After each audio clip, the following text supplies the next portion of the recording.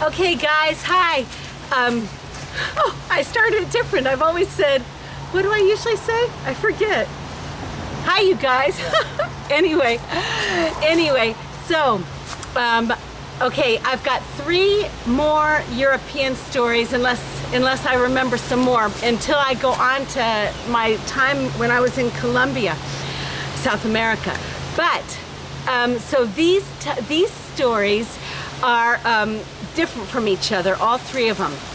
Okay, one of them was one more time when I was in Greece. Now this is a touching story, and then the other 2 are pretty funny. Okay, so this one was about, you know, what we used to do. As I said, as I've told you a million times, we weren't out to convert anybody. All we wanted was to just show people that God loved them, right? And so what we would do is we would go onto the streets, and I know that you guys would probably think if you saw people like this these days, you'd probably think that they're a bunch of nuts and just, you know, run away from them.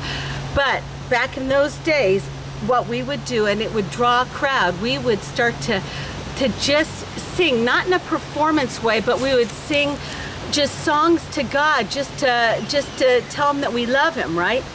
And here we were singing in English, and most of the people just knew Greece, so they would kind of stand around, or whatever other country we were in, and they would kind of come around us and look. And then after we had drawn a crowd, we would start to just tell them about the love of God. Okay, well anyway, this one time when we were in Greece, I'll never forget it as long as I live, because it was just amazing. So we were doing just that. And all of a sudden, and when we opened up our eyes, there was a bunch, they must have been like fishermen or something. They were these big burly guys, you know. They look like you would imagine fishermen in a Greek movie. And just men's men, you know, not just wimpy guys or whatever. And so they were just looking at us, you know, wondering what we were all about. And there was always an interpreter too. So after the guy interpreted what was being said, it was like all of a sudden God opened up their eyes, and they just knew that he was real and that he loved them. And these big burly men fell in the streets of Athens, fell to their knees weeping. These big burly men fell to their knees weeping, just being touched by the love of God. I just had to tell you that story because it touched my heart so deeply. I keep touching my glasses because they're still broken, but oh well. Anyway, my other 2 stories. One was my first Christmas over in Europe. My friend Petra Koopman, it would be a miracle if she ever saw this. She took me over to her house because it was so nice that her family opened up their home to us. She was from the Netherlands, which some people don't know what that is. It's people know it as Holland, but Holland is just like a state in the Netherlands. But anyway, she took me over there for, I think it was 2 weeks, because I wasn't going to go all the way back to the United States at that time because I was going to come back.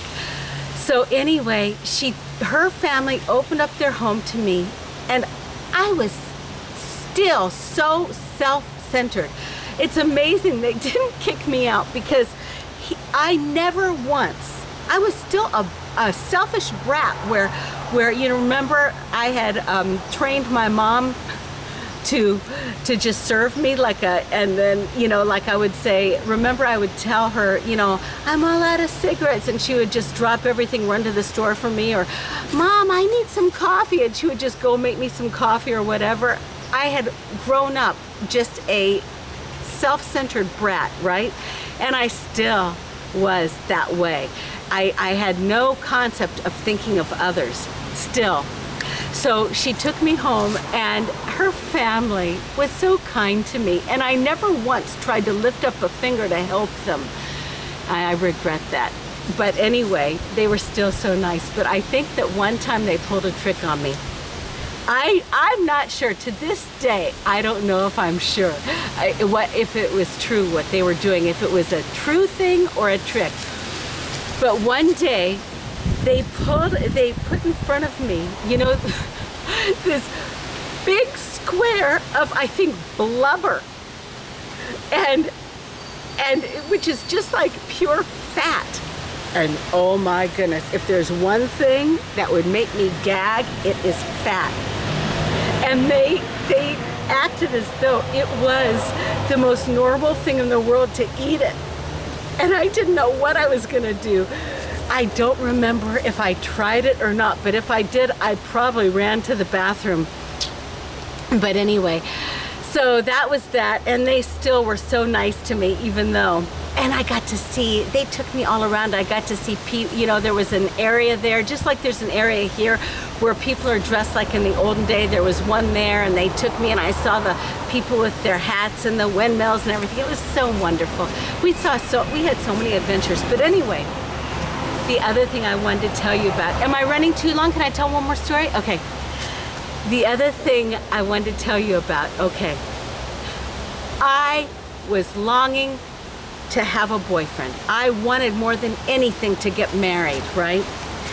And this was during my 4 years when I was in England. And during that time, so many of my friends got boyfriends, got engaged, and every single time my heart, oh, the wind's picking up, can you hear me? Every single time I was like, what about me? What about me? Anyway, you know my imagination.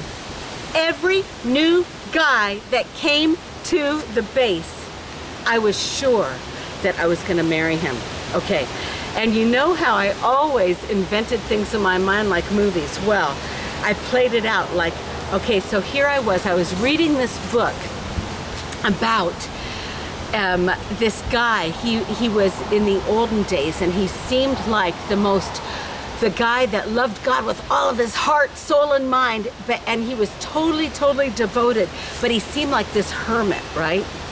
And so I had in my mind that now God was gonna give me this really spiritual hermit.